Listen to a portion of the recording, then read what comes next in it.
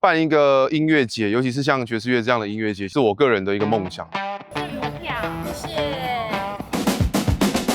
台中市应该蛮少有那个机会，有一个 live show 可以在一片大草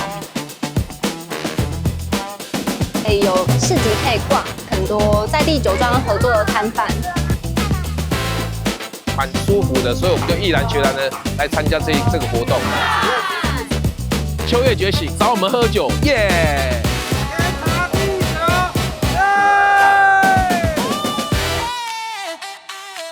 最喜欢的是 Light Up 这个乐团，很精彩。